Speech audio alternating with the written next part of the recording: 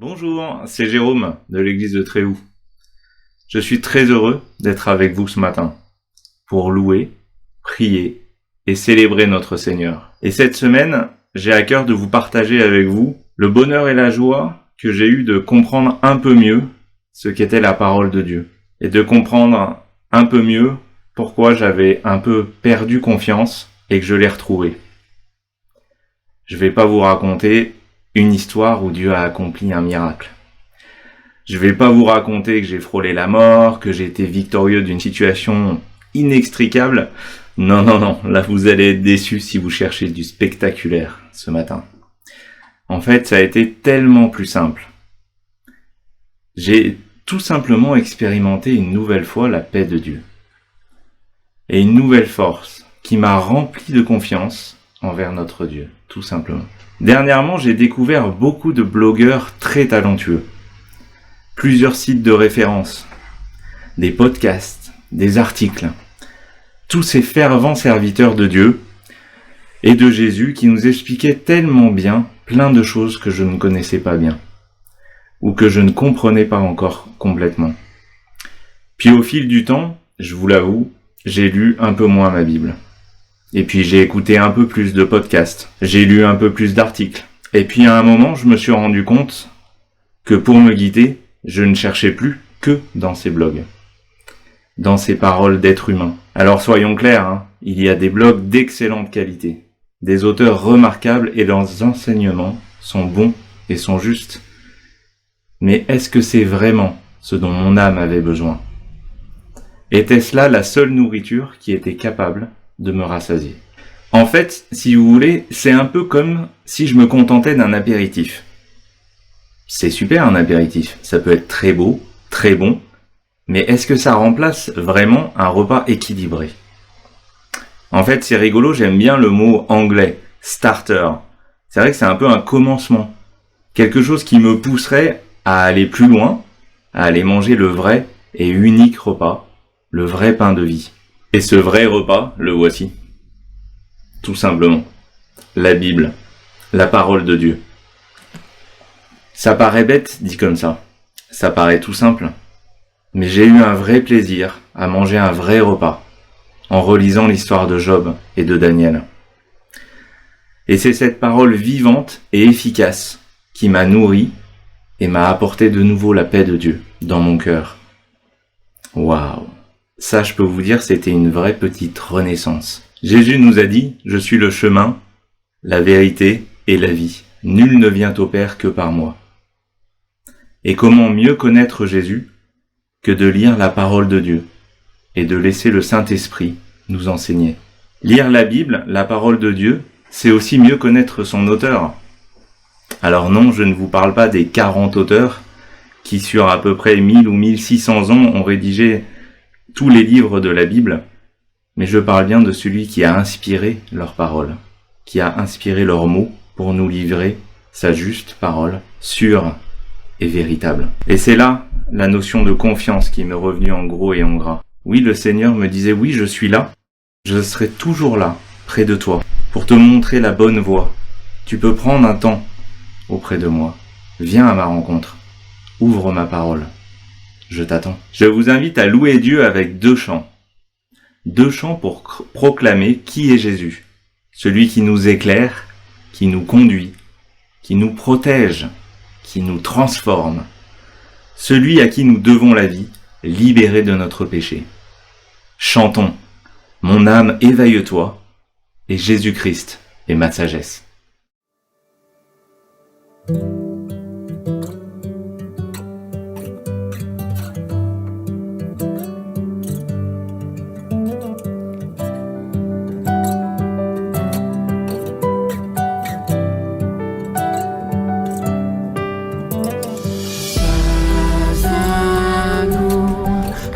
Toi soit la gloire, devant toi rien ne se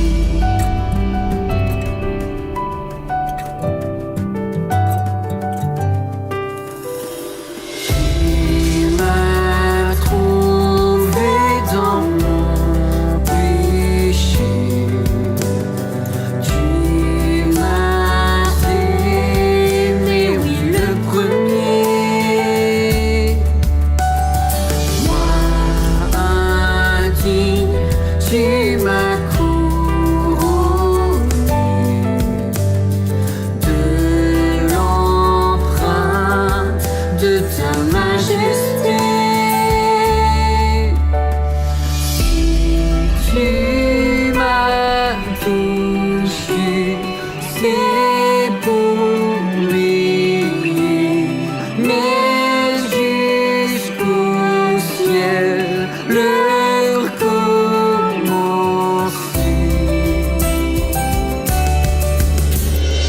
Même éveille-toi, tu es dans les mains du grand roi, te façonnera un hymne de victoire. Même avec toi, le Créateur est avec toi, te transformera l'image de sa gloire.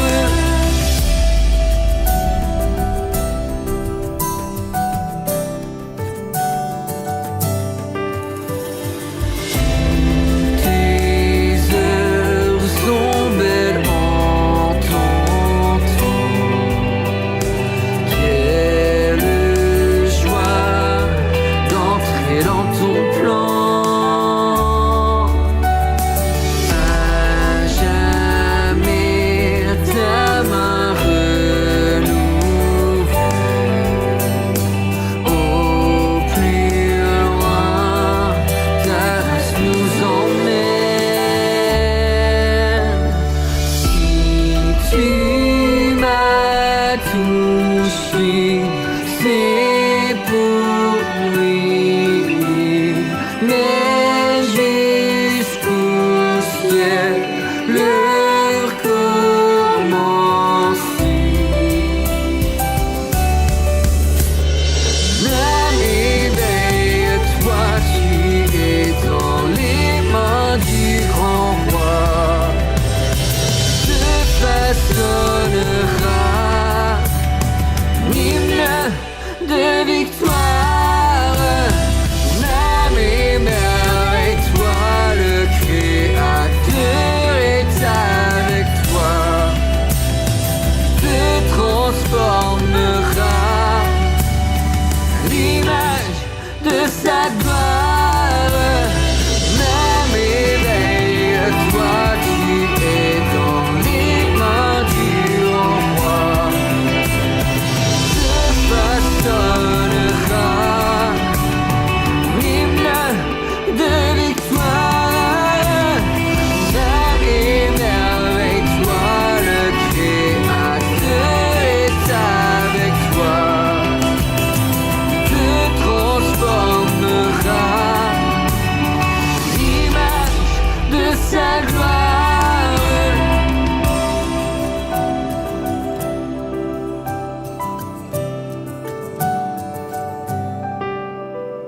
Tu nous as touchés, c'est pour briller que ton Église soit ta fierté.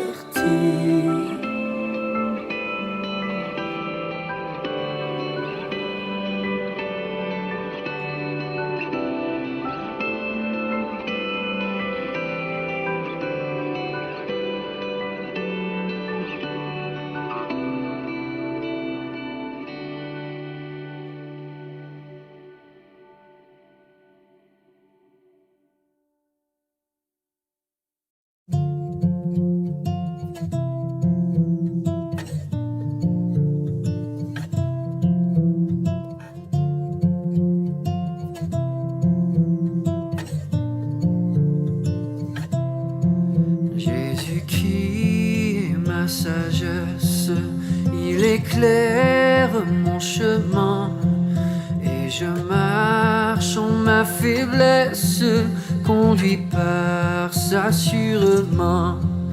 Il éclaire mon chemin, il éclaire mon chemin, et je marche en ma faiblesse, conduit par sa sûrement.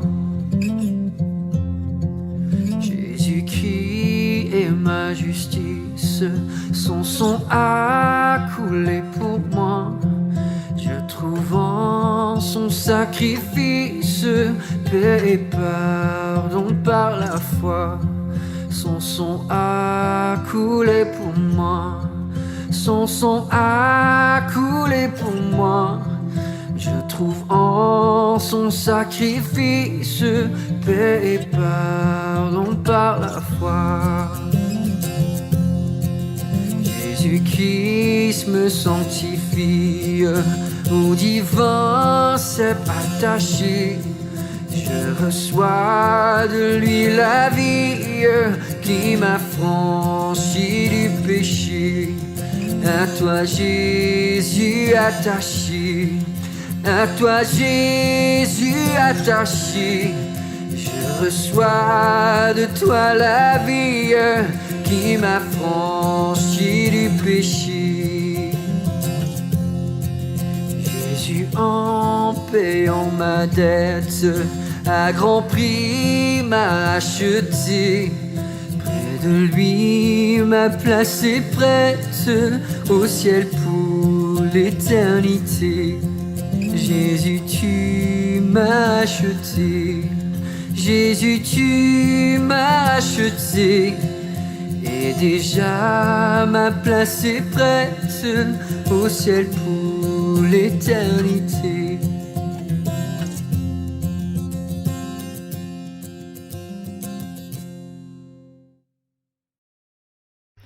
Je vous partage ce verset dans 1 Thessaloniciens, chapitre 2, verset 13.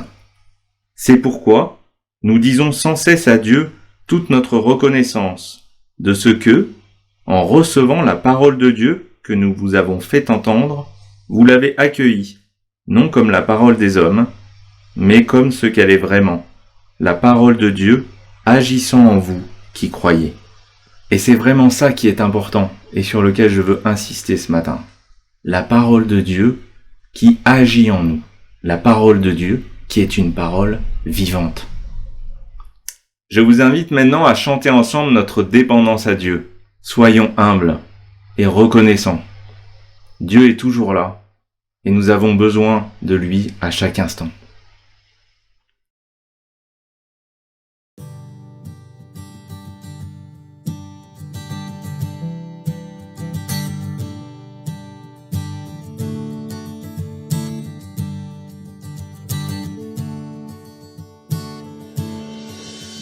J'ai soif de ta présence, divin chef de ma foi. Dans ma faiblesse immense, que ferais-je sans toi? Chaque jour, à chaque heure, j'ai besoin de toi. Viens Jésus et demeure auprès de moi.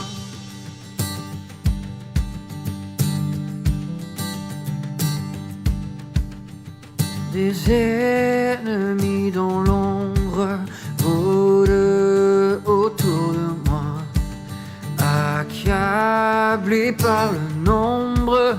Que ferais-je sans toi?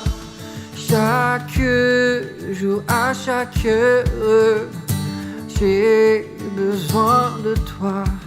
Viens Jésus et demeure auprès de moi.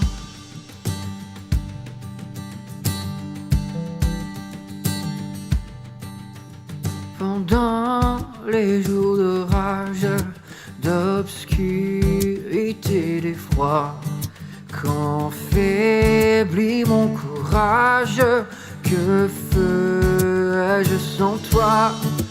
Chaque jour, à chaque heure, j'ai besoin de toi. Viens Jésus et demeure auprès de moi.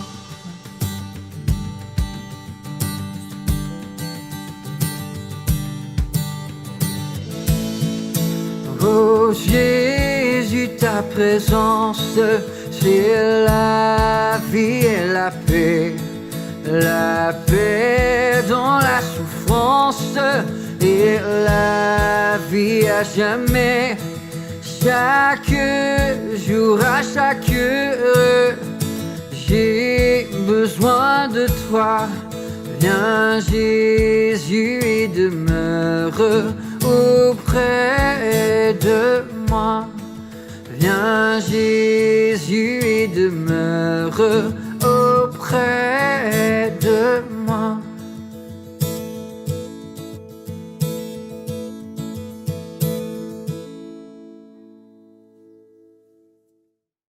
Je vous invite à partager un temps de prière ensemble pour demander pardon à Dieu. Pardon pour nos absences, nos rendez-vous manqués avec lui, ces distractions qui nous ont fait rater un tête-à-tête. Prions ensemble.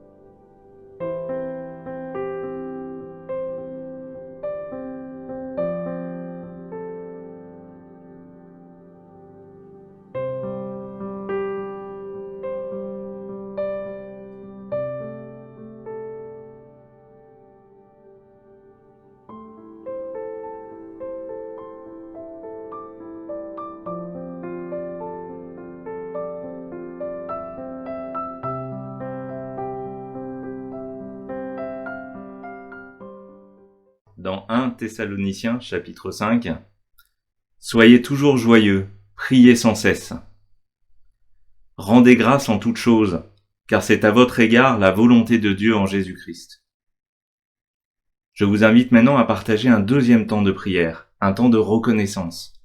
Faisons monter à Dieu nos louanges, notre adoration. Prions ensemble.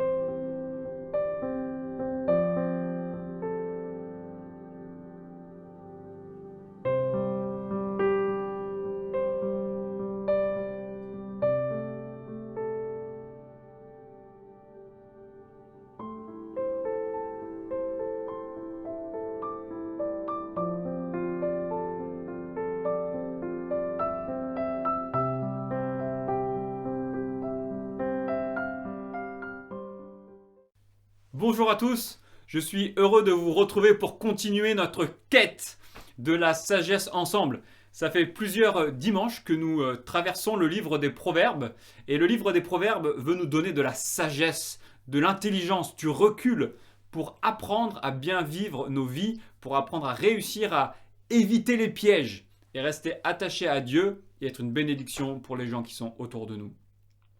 Et notre thème aujourd'hui, c'est la paresse. Éviter la procrastination, éviter la paresse.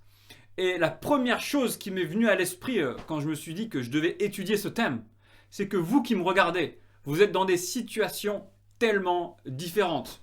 Peut-être que vous avez un job, des enfants, et que votre vie ressemble à un sprint quotidien. Vous tombez du lit le matin, faut se lever, faut se préparer, faut préparer les enfants, le petit-déj, partir, être à l'heure. Et le soir, quand vous avez gagné la course de la journée, que la maison est à peu près en place, boum, vous tombez dans le lit et vous êtes KO. Mais peut-être que vous êtes un étudiant et que votre souci principal, excusez la caricature de la journée, c'est de savoir quelle série Netflix vous allez regarder ce soir. Et en fait, nous sommes tous différents. Peut-être que vous êtes super occupé, peut-être que vous êtes une maman avec des enfants en bas âge, ça fait 18 nuits que vous n'avez pas dormi, que vous n'en pouvez plus, vous êtes en train de pleurer. On est tous différents. Et la vraie sagesse, ce n'est pas de prendre un marteau pour essayer de visser des vis et essayer de peindre. La vraie sagesse, c'est de prendre les bons conseils dans la situation dans laquelle on est. Et c'est ce qu'on va essayer de faire ce matin. Par contre, qui que vous soyez, je sais que nous avons deux points communs. Le premier point commun, c'est que le problème de la paresse ne touche pas que notre travail. Parfois, on oppose paresse et notre activité professionnelle. Mais dans le livre des Proverbes, la paresse est opposée à bien vivre. Et pour bien vivre, il n'y a pas que l'activité professionnelle. Il y a aussi développer de bonnes relations, développer de bonnes relations avec votre conjoint si vous en avez un, développer une implication dans la vie, dans l'église. Et en fait, ce qu'on veut, c'est ne pas laisser la paresse ruiner notre intentionnalité dans notre vie. De ne pas se tromper de combat et de ne pas laisser les choses secondaires nous grignoter et louper le bon combat. Et ça, on est tous concernés. Et le deuxième point commun, c'est que même si vous êtes très occupé, je ne sais pas si vous avez remarqué, mais le loisir s'est fractionné et a réussi, même dans nos vies occupées, à rentrer. Et en fait, on a tous du divertissement, de la perte de temps en boîte disponible 24 heures sur 24 dans notre poche. Et les filles, il y a une nouvelle vidéo sur la Fashion Week, 1 million de vues en 3 jours, vous l'avez pas encore regardé, je crois que vous êtes à la bourre, faut se rattraper là. Et j'espère que vous n'avez pas loupé l'intégrale des buts de la 3e journée de la Ligue des Champions. Et ça nous ronge, ça nous consume, et là il y a une lutte. Que vous soyez très occupé ou pas, il y a un auteur qui a analysé un petit peu la vie des chrétiens dans notre monde, souvent où on habite en banlieue, on doit prendre la voiture et même si on est très occupé, il fait remarquer qu'on a toujours le temps pour une série, on a toujours le temps pour des médias, et puis finalement on a toujours quand même le temps pour reprendre un petit week-end. Et en fait, c'est parfois même ces choses-là qui font qu'on est surchargé. Donc on va essayer de prendre du recul par rapport à tout ça, et essayer de s'encourager ce matin pour être sage et pour bien gérer tout ça. Le livre des Proverbes est tissé autour d'une image, il est structuré autour d'une métaphore. Et cette métaphore, c'est l'image d'un père qui enseigne son fils. C'est un père qui est sage, qui a vécu sa vie, et il essaye de donner des conseils à son fils pour qu'à son tour, il réussisse la vie. Et bien sûr, la première remarque, c'est qu'il y a une bataille pour ce chemin de vie. C'est que la vie, c'est compliqué, il y a des impasses, il y a des échecs, il faut les éviter, et il y a une bataille pour notre chemin de vie.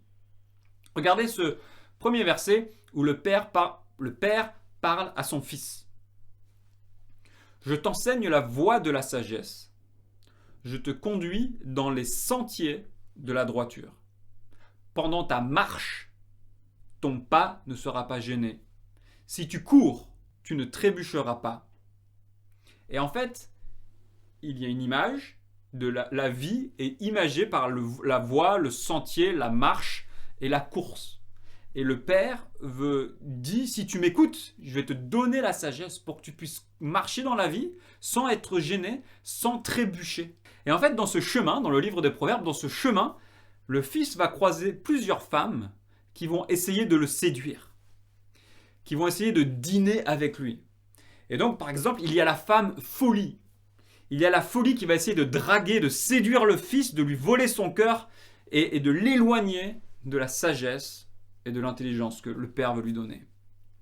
Ensuite, il y a la femme sensuelle, immorale, qui représente la tentation sexuelle, qui veut attirer le fils par le plaisir sensuel loin de la sagesse. Et puis finalement, il y a la femme sagesse, la sagesse qui appelle, qui veut dîner avec le fils pour lui donner une bonne direction dans la vie.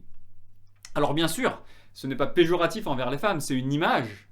Et d'ailleurs, il y a la femme sagesse, qui est un excellent exemple. Et ce qui est génial dans cette image, c'est que ça souligne que derrière nos choix, il y a nos affects, il y a nos envies, il y a nos passions. On pense tous avoir une vie très réfléchie. On pense tous qu'on a décidé nos vies et qu'on est content de là où on en est. Mais en fait, nos envies, nos passions, nos désirs nous draguent pour nous éloigner de la sagesse. Et donc que vous soyez homme ou femme, c'est pas du tout un problème, que vous soyez homme ou femme, on peut s'identifier à ce fils. Et on veut réfléchir à ce qui nous tente, ce qui nous dirige, ce qui nous attire, ce qui nous donne envie. Et parfois la paresse de remettre les choses au lendemain nous tente et en fait finissent par détruire notre vie. Nous allons voir plusieurs proverbes qui vont nous donner des conseils pour être actifs, pour ne pas laisser la paresse nous faire trébucher. Et la paresse, comme je vous l'ai déjà dit plusieurs fois, c'est pas juste de ne pas être très actif. Vous savez, la paresse, c'est aussi de se dire enseigner mes enfants dans les voies du Seigneur, leur parler de Jésus, c'est compliqué quand même. Puis on le remet au lendemain, puis en fait on le fait jamais très correctement.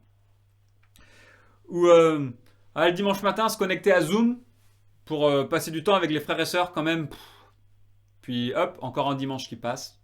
Et petit à petit, les relations fraternelles passent et disparaissent. La paresse, c'est aussi ne pas cultiver des relations fraternelles. Aller à l'église de temps en temps, c'est agréable, c'est intéressant, le pasteur, il dit des trucs, c'est pas trop débile. Mais où sont les relations fraternelles? Est-ce qu'on appartient à cette communauté de gens qui aiment Dieu et avec qui on grandit? Puis les semaines passent, les mois passent, puis en fait, on est un électron libre. On n'a plus d'attache avec l'église. Tout ça, c'est des écueils de la paresse. Il va falloir être subtil. Ces conseils ne s'appliquent pas à vous indifféremment. Peut-être que vous êtes déjà très impliqué, peut-être que vous servez à l'église, mais je pense qu'on peut tous apprendre de ces passages. Alors, première vérité, nous sommes dans une bataille et nous devons ne pas nous tromper. Deuxième vérité, c'est que les proverbes nous engagent à être actifs dans notre chemin de vie. Regardez ce que dit Salomon. Celui qui agit avec nonchalance s'appauvrit, mais la main des personnes actives est source de richesse. Celui qui moissonne pendant l'été est un fils avisé. Celui qui dort pendant la moisson est un fils qui fait honte. Ce proverbe critique la nonchalance, la mollesse, qui mène à la précarité et encourage l'activité, l'effort, pour vivre confortablement. Le second proverbe, le deuxième verset, renforce le premier et souligne qu'il faut faire face au travail. C'est logique de moissonner quand les épis ont poussé. C'est logique, c'est le moment où il faut être actif pour aller récolter le gain. Il faut assumer ses responsabilités. Ne pas moissonner en été serait stupide. Ne pas être actif est une erreur grave. Celui qui cultive son terrain est rassasié de pain. Mais celui qui poursuit des réalités sans valeur manque de bon sens. À nouveau, ce proverbe contraste l'utilité du travail, de l'activité, en comparaison aux choses sans valeur. Mais il rajoute une idée, quelque chose d'important, c'est qu'il ne s'agit pas juste d'être très actif. Il s'agit d'être actif dans les bonnes choses et d'éviter les réalités sans valeur, où on pourrait investir de l'énergie à perte. Et ça nous guette. On a commencé à en parler, mais on peut investir beaucoup d'énergie dans des choses qui sont très secondaires et qui servent à rien. Ces proverbes nous rappellent que le travail est une source de bénédiction. C'est notre travail d'aujourd'hui qui nous permettra de manger, et aussi de se développer demain. Le chemin du paresseux ressemble à une haie de ronces, tandis que le sentier des hommes droits est tout préparé. C'est une évidence, c'est une évidence. La paresse, la procrastination, l'oisiveté présentent une facilité immédiate. On se repose, c'est agréable. Mais à la fin, la vie est difficile et pleine de souffrances.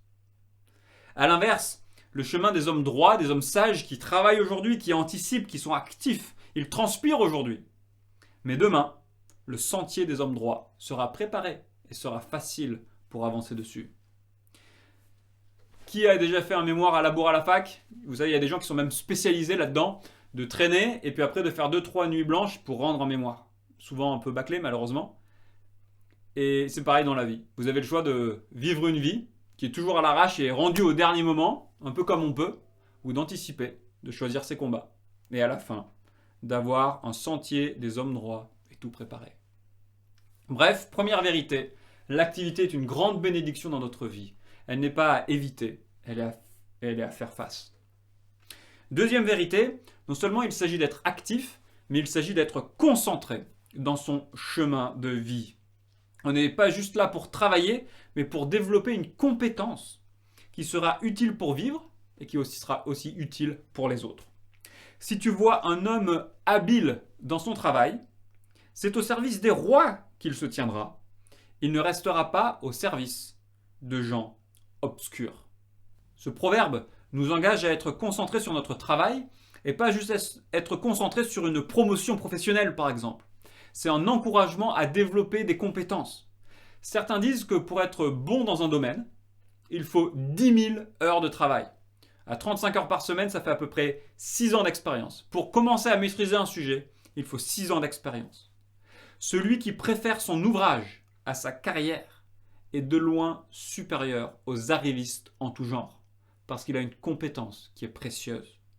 Et ce proverbe nous rappelle que cette compétence sera utile pas juste les uns pour les autres, mais sera utile pour le roi, pour la société tout entière. Et j'aimerais dire un truc sur le travail. Vous savez, aujourd'hui, le travail en France est suspect. Les entreprises sont suspectes parce qu'elles visent le profit. On n'aime plus ça du tout en France. Mais regardez comme nous bénéficions de la compétence des autres. En ce moment même, nous bénéficions de la compétence de chercheurs, d'ingénieurs, de techniciens, de HP, de Sony pour les caméras, du son, de AMD et d'Intel qui ont produit des processeurs qui nous permettent en ce moment de pallier à la maladie et de se voir quand même. Quand mon fils s'est cassé la figure en vélo, j'étais tellement reconnaissant d'avoir un IRM disponible pour savoir ce qu'il y avait à l'intérieur. Quelle grâce que des gens compétents aient pu créer de telles machines. Alors oui, on vit dans un monde imparfait, c'est vrai. Mais que vous soyez comptable, dans les forces de l'ordre, dans les forces de secours, juriste, dans le droit, dans l'agriculture, dans la technologie, dans la santé, dans l'éducation, par vos compétences, vous servez la société. Et c'est une bénédiction que vous donnez au monde. Celui qui soigne un figuier en mangera le fruit. Et celui qui veille sur son maître sera honoré. Ce verset met en contraste de logique, de conséquences logiques. Si tu veux manger des fruits, taille ton arbre et prends-en soin. Si tu veux être honoré au travail, respecte ton chef et cherche ses intérêts. Et tu seras honoré. Beaucoup d'entre nous, nous travaillons sous l'autorité d'un responsable, d'un chef. Nous vivons en société de toute manière. Et en fait, on doit respecter celui pour lequel nous travaillons et chercher son intérêt. Parce que notre intérêt dépend du sien et de manière générale, notre intérêt dépend de l'intérêt de la société. Et vous savez, notre génération, on veut tout de suite, on est un peu rebelle, on a l'impression que on veut que nos chefs soient comme Jésus, sinon on ne veut pas les respecter. Ouais, mais en fait, nos chefs, oui, sont imparfaits. Mais n'oublions pas que dans une société structurée, notre intérêt dépend des intérêts de notre chef.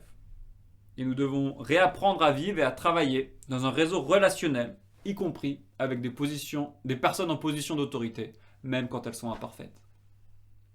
Et je vous propose un dernier passage en Proverbe pour conclure ces 2 premiers points. Regardez, je suis passé près du champ d'un paresseux. D'accord, donc c'est l'image, comme si on se promène. Je suis passé près du champ d'un paresseux, près de la vigne d'un homme dépourvu de bon sens. Les épines y poussaient partout. Les ronces couvraient le sol et son mur en pierre était écroulé. J'ai regardé bien attentivement et j'ai tiré instruction de ce que j'ai vu. Tu veux somnoler un peu? Te reposer encore?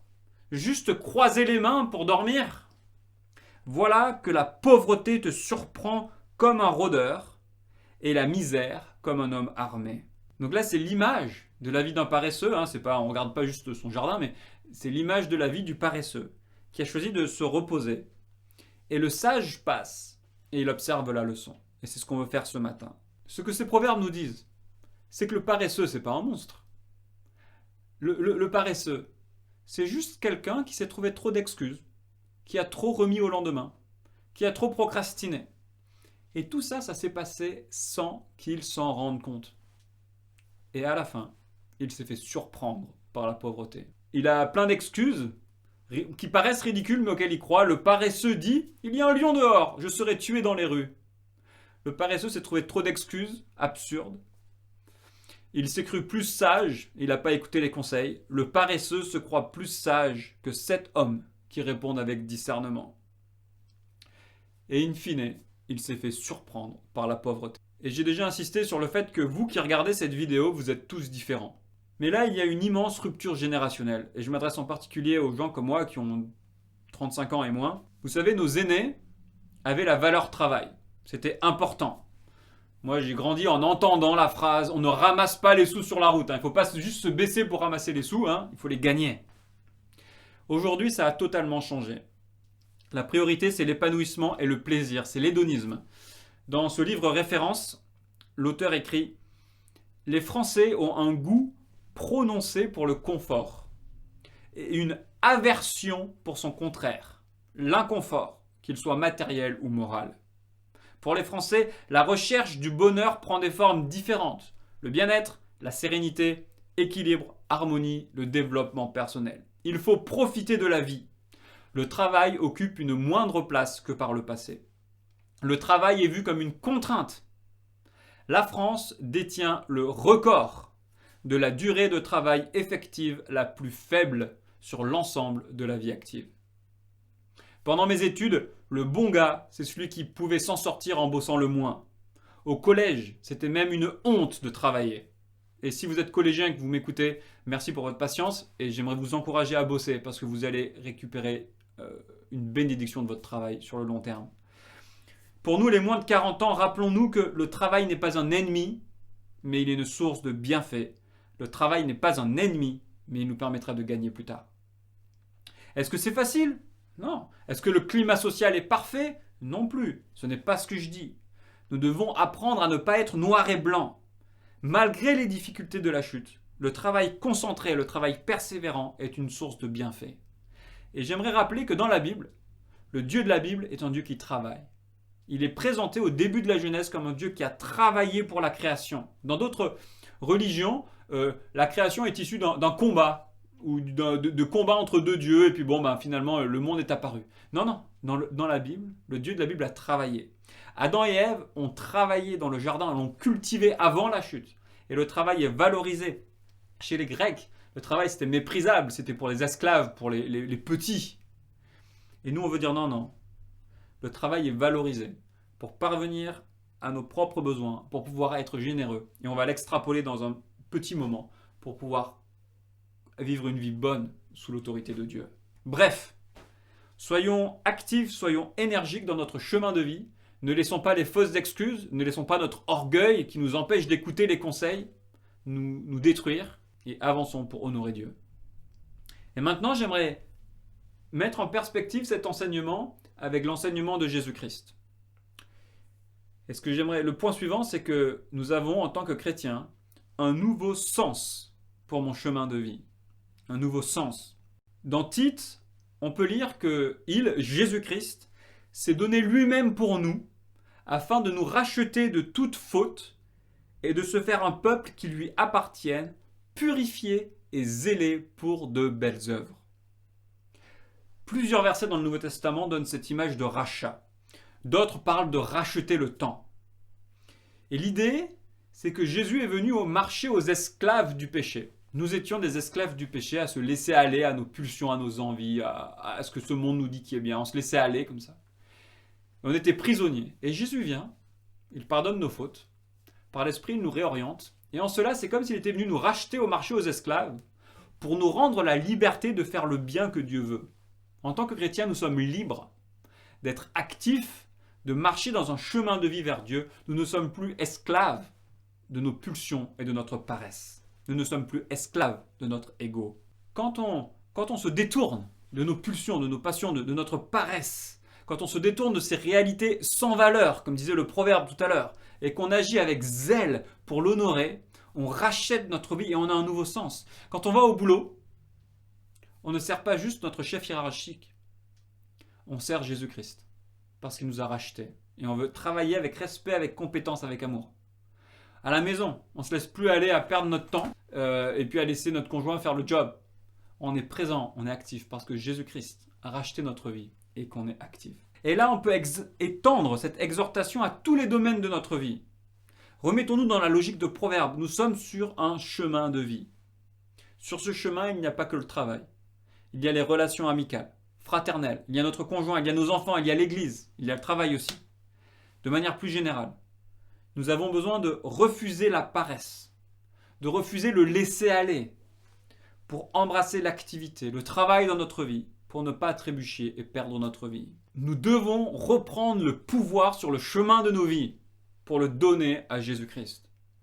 Dans les crises que nous vivons actuellement, nous ne voulons pas nous laisser aller au plus facile, juste écouter les gens qui disent ce qu'on a envie d'entendre et cultiver la rancœur et la colère en nous-mêmes. Vous savez, quand il y a un attentat, quand il y a une crise, quand il y a le problème du Covid, on va sur Facebook, sur les chaînes d'infos, sur Twitter, etc. On écoute les polémiques. Une fois, juste après un discours du Premier ministre, j'étais sur une chaîne d'infos. Et là, bien sûr, qu'il y avait sur la chaîne d'infos l'extrême gauche, le centre et l'extrême droite. Laissez-moi vous dire que le débat n'était pas constructif. En France, il faut toujours une polémique avec des attiseurs, avec Raoult, avec les youtubeurs quelconques, avec les films qui vont toujours mettre le feu. Et nous, on peut se laisser gagner par ça. Non, arrêtons, rachetons nos vies. Ne laissons pas aller à notre paresse, à notre cœur. Ne laissons pas aller notre cœur pour se laisser convaincre par toutes ces choses. Restons centrés sur Jésus-Christ. Reprenons le pouvoir sur nos vies et donnons-lui. Et restons actifs. Nous ne voulons pas que nos vies soient dirigées par TikTok, Instagram ou Twitter. Cet été, nous étions en vacances. Nous avons eu la chance de prendre des vacances dans les gorges du Tarn. Magnifique rivière. Et j'étais là, posé dans l'eau, avec mes enfants, on jouait. Et là, j'étais en train de frimer avec mes garçons en faisant des ricochets. Donc le concours des ricochets, c'est par ici. Et là, il y a une jeune femme absolument magnifique, en maillot string, qui s'installe là juste devant moi. J'ai dû arrêter de tirer mes cailloux pour pas lui tirer dessus. Qui prend une pose Instagram. Et sa mère vient, elle la prend en photo, le petit filtre Instagram, et elle l'envoie sur Internet. Alors sans problème, mesdames, vous vous habillez comme vous voulez. Je sais que c'est une prétention importante, la liberté, vous faites ce que vous voulez. Mais, est-ce que, homme ou femme, Instagram dirige la manière dont vous vous habillez, la manière dont vous avez des amitiés? Est-ce que Instagram dirige comment vous utilisez votre corps? Est-ce que Instagram dirige comment vous utilisez vos loisirs? Bref, est-ce que Instagram dirige votre vie? Nous voulons reprendre le pouvoir sur nos vies. Nous voulons être actifs et la donner à Jésus parce qu'il a racheté notre vie. Même principe avec LinkedIn. Peut-être que cet exemple, vous le trouvez débile, mais un autre exemple. Je parlais la semaine dernière avec un ami sur les carrières. Et on prenait un peu du recul et on parlait de nos potes à la fac, en école d'ingé, qui avaient eu des carrières complètement stratosphériques. Et on se disait, ah ouais, les gars, ils assument. Et on prenait du recul, on disait, mais comment est-ce qu'on peut gérer le travail, la profession, être équilibré? Le même principe avec Instagram. Est-ce que LinkedIn dirige notre vie? Nous avons un chemin de vie à racheter en étant actifs, en refusant de nous laisser aller à cette culture qui va nous diriger avec des différents outils. Celui qui cultive son terrain est rassasié de pain, mais celui qui poursuit des réalités sans valeur manque de bon sens. Alors concrètement, on veut être actif. Oui, mais comment? Comme on l'a déjà dit, ces proverbes ne sont pas des vérités toutes prêtes qu'on peut adapter systématiquement. Première question à se poser, c'est toi, vous, personnellement, où en êtes-vous sur le chemin de votre vie? Est-ce que tu es ado et que tu te fais voler ta vie par les réseaux sociaux, par les jeux vidéo, etc., etc. Peut-être que tu es adulte et qu'il y a d'autres choses qui te rongent. Et peut-être que, ironiquement, c'est un abus de travail qui vous ronge. Peut-être que c'est tous les débats, les théories, le film Hold Up, qui t'aspirent tes pensées. Comment savoir si on n'est pas mangé, rongé par des choses secondaires? Comment avoir de la sagesse dans tous les domaines de nos vies et les racheter pour Jésus-Christ? Et je crois qu'il y a deux outils qui me semblent indispensables, que je vous recommande. Le premier outil, c'est justement de réaliser que vous êtes sur un chemin de vie. De réaliser que vous êtes dans un apprentissage tout au long de votre vie pour vivre bien et pour honorer Dieu. Et ça dans tous les domaines. La vie intérieure, nos relations, la fraternité, le travail, l'église, etc. Et si vous n'avez pas encore commencé à réfléchir en ces termes, sous la vidéo, vous pouvez télécharger un outil qui met en relief plusieurs domaines dans notre vie où nous devons être actifs. Et bien sûr, il ne s'agit pas de tous les régler tout de suite, ce serait insurmontable. Mais est-ce que vous considérez votre vie comme un lieu d'apprentissage où vous devez apprendre de Dieu à comment vivre? Dans la générosité, dans la fraternité, dans le travail, etc. Prenez le temps de la réflexion, jetez un coup d'œil, téléchargez le PDF là-dessous et prenez le temps de cette réflexion. Le deuxième outil qui me semble indispensable, c'est un espace de redevabilité, un espace de réflexion avec des frères, pour vous messieurs, avec des sœurs pour vous mesdames. Vous pouvez apprendre à réfléchir tout au long du chemin. Parce qu'à partir du moment où on réalise que nous sommes dans un apprentissage, on a besoin d'être à plusieurs pour s'influencer, pour apprendre les uns des autres. Vous vous souvenez, ce proverbe qui disait que le paresseux se croit plus sage que cet homme plein de bon sens. Et on ne veut pas être comme ça. Et donc on a besoin d'être les uns avec les autres, d'apprendre les uns avec les autres, d'avoir des frères qui vont oser vous reprendre, oser vous taper sur l'épaule, dire Jérémy, là, tu fais fausse route. Et on en a besoin. Sinon, on va se planter. Dimanche dernier, Florent nous a parlé des 4 étapes de l'amitié, des relations un peu de voisinage. La deuxième étape, ce serait des fréquentations. Troisième étape, ce serait une loyauté. Et finalement, l'affection. Et est-ce que vous avez des relations loyales et même des relations affectueuses avec quelques frères et sœurs que vous écoutez, avec qui vous faites confiance? Et quand ils vous disent quelque chose, vous ne dites pas « Non, mais ouais, il est trop comme ça, il est trop caricatural, en fait, j'ai raison. » Mais vous avez l'humilité d'écouter les conseils de vos amis qui vous aiment vraiment. Si je peux me permettre aussi un conseil pour vous qui êtes parents. Prenez le temps de construire avec vos enfants, et parfois je sais que c'est difficile la communication, mais de construire avec eux une perspective de la vie. Pas juste de les saouler pour qu'ils aient leur bac, qui d'ailleurs ne vaut plus grand chose, mais comment est-ce qu'on peut en tant que parent, j'ai commencé à y réfléchir, j'en ai 3, le grand a 6 ans, il commence à grandir, comment est-ce qu'on peut les faire réfléchir pour les accompagner sur ce chemin de vie et leur mettre en perspective les choses pour qu'ils ne soient pas juste en train de survivre au collège, au lycée et puis dans les études, survivre sur Instagram, survivre sur vous savez, les critiques en ligne, le harcèlement en ligne, leur donner une vision, une perspective pour vivre leur vie dans la dépendance de Dieu. Nous voulons racheter le chemin de nos vies, nous voulons dire non à la paresse pour qu'elle ne nous fasse pas trébucher. Nous voulons reprendre le pouvoir sur nos vies pour l'attraper et le donner à Jésus-Christ. Et c'est la seule manière de bien la vivre. Je vais prier. Père éternel, je te remercie parce que tu es bon envers nous. Et Seigneur, quand tu es venu pour nous pardonner, pour nous réorienter. Et Seigneur, on veut se réorienter avec toi. Pardonne notre paresse, pardonne notre oisiveté, pardonne notre mollesse dans les choses principales de nos vies. Dépendre de toi, être saint, aimer notre prochain. Et aide-nous à ne pas nous laisser aller. Aide-nous à avoir des groupes de croissance où on se dit la vérité. Aide-nous à réfléchir dans les domaines où on doit grandir, les faiblesses qu'on doit corriger. Et que nous ne restons pas mous et vaincus au bord du chemin. On veut vivre et gagner avec toi, Seigneur. En ton nom. Amen. Bon dimanche.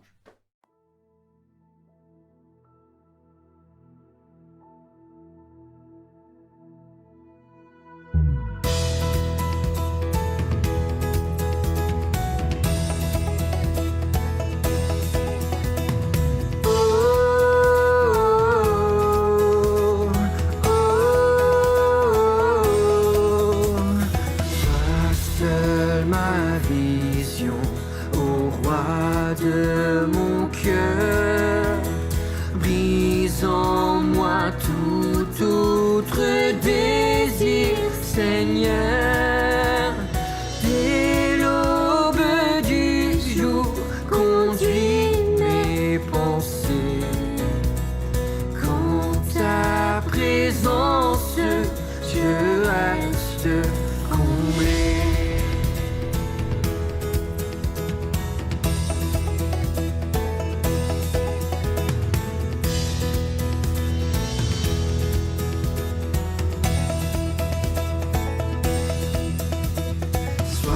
Ma sagesse, parole de vie, garde-moi en toi, nourris mon esprit.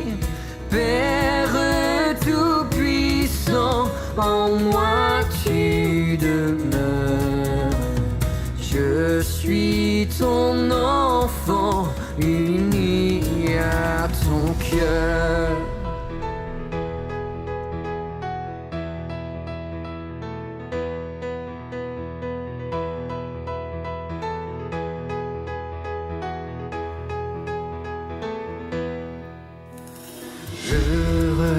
Non, l'argent ne m'attire pas.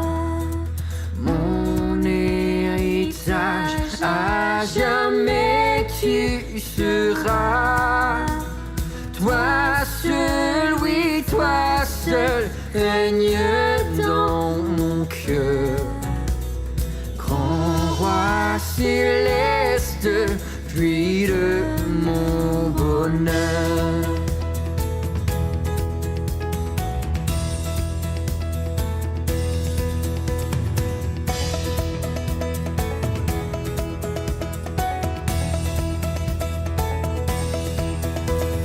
Grand roi céleste, pour moi victorieux, éveille mon âme au plaisir des cieux, au cœur de mon cœur, qu'importe mon sort. Reste ma vision, Seigneur, je t'implore. Au cœur de mon cœur, qu'importe mon sort. Reste ma vision, Seigneur, je t'implore.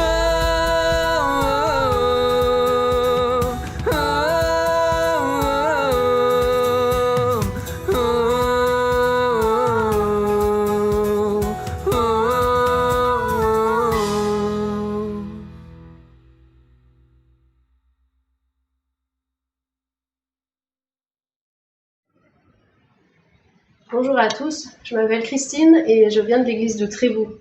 Je suis vraiment reconnaissante qu'on puisse avoir ces cultes en ligne le dimanche matin. Ça remplace pas une église où on se voit en chair et en os, mais en tout cas ça fait du bien de se retrouver tous ensemble autour de la parole de Dieu.